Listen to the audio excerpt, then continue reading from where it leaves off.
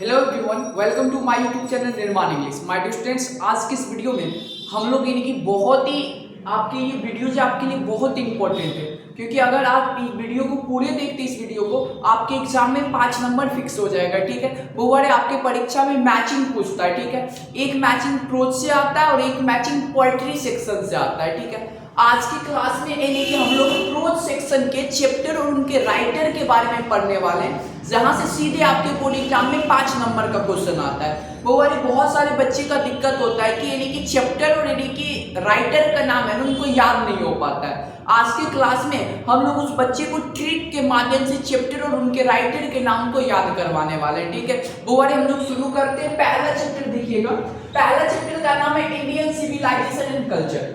बड़े Indian civilisation and culture की बात करें तो आप बोलिएगा सर इस चैप्टर को महात्मा गांधी ने लिखने का काम किया। इंडियन सिविलाइजेशन एंड कल्चर को कौन लिखा? महात्मा गांधी ने लिखने की बात किया।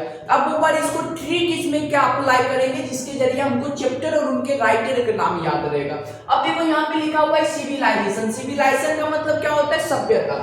और यहाँ पे क्या लिखा हुआ है? कल्चर। कल्चर का मतलब संस्कृति। देखो जो बोवारी जब भारत गुलाम था, भारत के संस्कृति का अंग्रेज सब यानी कि जो था ना बर्बाद कर रहा था, तो भारत को यानी कि सभ्यता और संस्कृति का अगर बचाने की बात करें ना, तो भारत की सभ्यता और संस्कृति को कौन बचाने का काम किया? महात्मा गांधी। याद रखिएगा, जब पर भी भारत की सभ्यता और संस्कृति की बात करेंगे यानी कि सिविलाइजेशन और कल्चर की बात करेंगे, कौन याद किया जाएगा? महात्मा गांधी। याद रहेगा ना, भारत की सभ्यता और संस्कृति को कौन बचाया?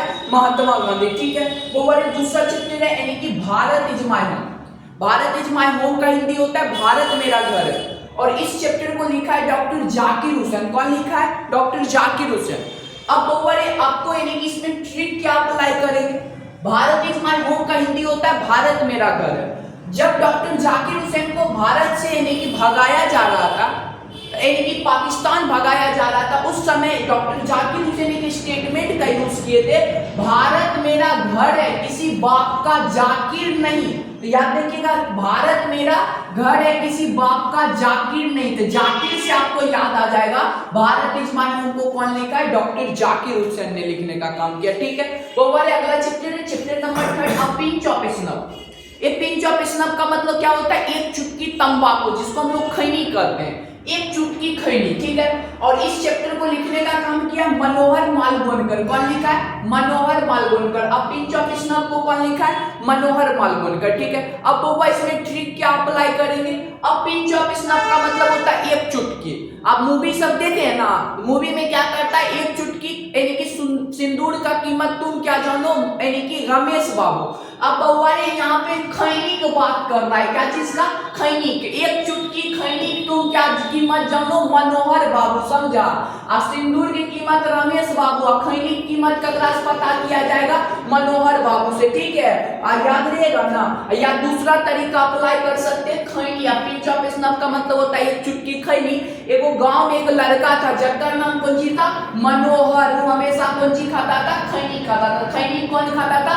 मनोहर नामक लड़का खैनी खाता था। ठीक है, वो बड़े अगला chapter I have a dream. I have a dream को लिखने का काम किया मार्टिन लूथर किंग जूनियर। कौन लिखा है? Martin Luther king junior. अब इसमें आई हैव अ ड्रीम में क्या चीज यानी कि वो वाले ट्रिक को अप्लाई करेंगे जिससे इनका राइटर का नाम हमको याद रहेगा। आई हैव अ ड्रीम का मतलब क्या होता है? मेरा एक सपना है। ठीक है, वो वाले मेरा एक सपना है कौन सी बनने का? किंग बनने का। कौन सी बनने का? किंग। तो याद रखिएगा, मेरा एक सपना है मतलब ड्रीम है कौन सी बनने का? किंग बनने का। आई हैव अ ड्रीम को कौन लिखा है? Martin Luther king junior. याद रहेगा ना, अभी तक हम लोग 4 चैप्टर के ट्रिक बताए। अगर पहला chapter Indian civilisation and culture की बात करें तो इसमें ट्रिक क्या अप्लाई है? इंडिया की सभ्यता और यानी कि यहाँ के कल्चर मतलब यानी कि इंडिया की सभ्यता और संस्कृति बचाने वाला कौन है? Mahatma Gandhi. Bharat is my home का हिंदी होता है भारत मेरा घर है, किसी बाप का जाकिर नहीं। तो जाकिर से आपको याद आ जाएगा जाकिर हुसैन। अब पिंच ऑफ स्नफ का मतलब होता है एक चुटकी खैनी। एक चुटकी खैनी की कीमत तुम क्या जानो? मनोहर बाबू। वो बड़े मनोहर। अगला है आई हैव अ ड्रीम। मेरा एक ड्रीम है कौन सी बनने का? किंग बनने का। तो याद रखिएगा आई हैव अ ड्रीम वाला को कौन लिखा है? Bertrand Russell. ठीक है, अब नेक्स्ट बुवर कहता है कि ideas that have helped Mankind. ऐसी विचारधारा जिसने मनुष्य प्रजाति को मदद की जीवन में आगे बढ़ने में। ठीक है, अब बुवर इस चैप्टर को लिखा है बर्ट्रैंड रसेल। कौन लिखा है? बर्ट्रैंड रसेल ने लिखने का काम किया। अब इसमें कौन ट्रिक को अप्लाई करेंगे जिसके जरिए आपको चैप्टर और राइटर का नाम याद रहेगा।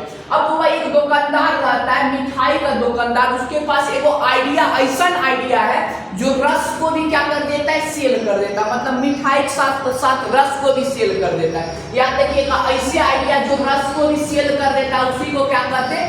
रस सेल करते। याद रहेगा ना, idea that have helped Mankind को कौन लिखा है? बर्ट्रैंड रसेल ने लिखने का काम किया। सबको याद रहेगा। याद रखिएगा, एक ऐसी आइडिया जो रस को भी क्या कर दे? सेल कर देते हैं। Idea that have helped Mankind को कौन लिखा है? उसी से आपको रस सेल से आपको याद आ जाएगा, रसेल ने लिखने का काम किया। अब देखो अगला चैप्टर है द आर्टिस्ट। वो वाले आर्टिस्ट का मतलब क्या होता है? कलाकार। क्या होता है? कलाकार।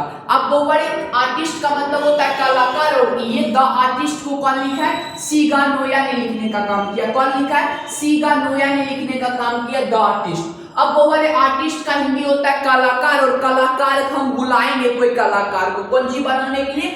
सुगा बनने के लिए। सुगा से आपको याद आ जाएगा सीगा। कौन सी? सीगा। याद रखिएगा, इसमें द आर्टिस्ट का हिंदी होता है कलाकार, और कलाकार हम बुलाए कौन सी बनाने के लिए? सुगा बनाने के लिए। मतलब सुगा से आपको याद आ जाएगा सीगा। ठीक है, द आर्टिस्ट को कौन लिखा है? सीगा नोया। मतलब यानी कि कलाकार को बुलाए थे कौन सी बनाने के लिए? सुगा बनाने के लिए। ठीक है, वो वाले कहता है a child is born. A child is born का मतलब होता है एक बच्चे का जन्म। अब वो वाले एक बच्चे का जन्म, याद रखिएगा, इस चैप्टर को लिखा है जर्मन ग्रीन। कौन लिखा है? German green. तो आपको क्या याद रखिएगा? पहला बच्चा का जन्म कहाँ हुआ था?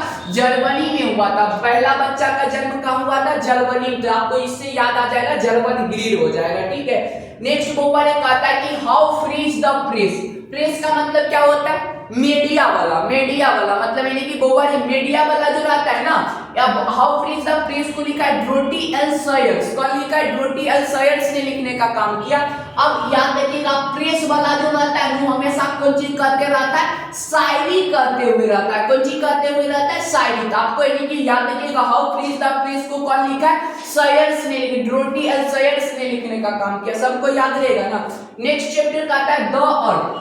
द अर्थ का मतलब क्या होता है? जमीन। कौन सी होता है? जमीन। और इस चैप्टर को कौन लिखा है? एच.ई. बिट्स ने लिखने का काम किया। कौन लिखा है? द अर्थ जो है ना, इस चैप्टर को कौन लिखा है? एच.ई. बिट्स। अर्थ का मतलब कौन सी होता है? वो हुआ जमीन। और जमीन पर हम लोग क्या करते हैं? बैट बॉल खेलते हैं कि नहीं खेलते हैं? याद रखिएगा, उसी से आपको याद रखिएगा बिट्स। याद रहेगा ना, या जमीन पर हम लोग क्या करते हैं? बैठ जाते हैं। क्या करते हैं? बैठ जाते हैं। तो याद रहेगा ना, जमीन पर हम लोग बैठते हैं, तो उसी से आप याद रखिएगा बिट्स। ठीक, नेक्स्ट कहता है कि ट्रू इंडिया ट्रैवलर्स आई।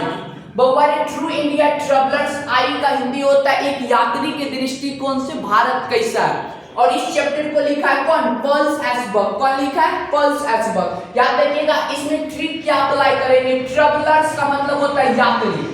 अब गांव मतलब यानी कि देखते हैं ना, जब पर भी ट्रेन सब में यात्रा करिएगा ना, यानी कि यात्री जो रहता है हमेशा कौन चीज करते रहता है? बक बक करते रहता है। इससे आपको याद आ जाएगा बक। याद रखिएगा, ट्रैवलर्स कौन चीज करते रहता है? बक बक करते रहता है, जिससे याद आ जाएगा पर्ल्स एसबर्ग। ट्रू इंडिया ट्रैवलर्स आई को कौन लिखा है? पर्ल्स एसबर्ग ने लिखने का काम किया। ठीक है, अब ऊपर नेक्स्ट कर रहा है कि अ मैरिज प्रपोजल।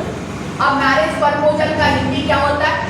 शादी का प्रस्ताव। ठीक है, अब मैरिज प्रपोजल वाला चैप्टर का अगर लिखने की बात की तो कौन लिखा है? एंटोन चेखव ने लिखने का काम किया। कौन लिखा है? Anton Chekhov. अब इसमें यानी कि ट्रिक क्या अप्लाई करेंगे? Marriage proposal.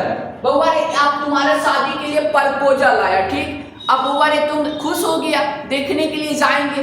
अब लेकिन तुमसे पहले आंटी बोली क्या आगे? पहले हम चेक करेंगे। चेक करने का मतलब कि पहले हम लड़की के बारे में पता करेंगे या लड़का के बारे में पता करेंगे, उससे पहले परिवार के बारे में पता करेंगे। याद रखिएगा, इसको आंटी क्या बोली? पहले हम चेक करेंगे। ठीक है, याद रखिएगा, मैरिज प्रपोजल को कौन लिखने का काम किया? एंटोन चेखव ने लिखने का काम किया। तो वो वाले सबको समझ में आया होगा। आप यानी कि कमेंट करके बताइएगा कि वीडियो का क्वालिटी कैसा लगा, साउंड का क्वालिटी कैसा लगा। अब जो अगला वीडियो आएगा ना, हम लोग लाइव क्लास लेंगे। लाइव क्लास का मतलब क्या? कि हम लोग जो है ना, यानी कि जिस समय आपको वीडियो अब नहीं आएगा, आप यानी कि आप एक टाइम फिक्स कर दिया जाएगा शाम में। आप यानी कि टाइम भी बता दीजिएगा सर हमको ये टाइम में सबसे अच्छा रहेगा, आप क्लास दीजिए, ठीक है। तो याद रखिएगा वो वाले उस टाइम में ही हम लोग वीडियो देंगे। आप यानी कि कमेंट करके बताइएगा कि कौन सा यानी कि टाइम में हम लोग लाइव क्लास ले, ठीक है, और कौन कौन सा टॉपिक के ऊपर हम लोग वीडियो बनाए, ठीक है। आज हम लोग यहीं तक रखते हैं, मिलते हैं अगले वीडियो में।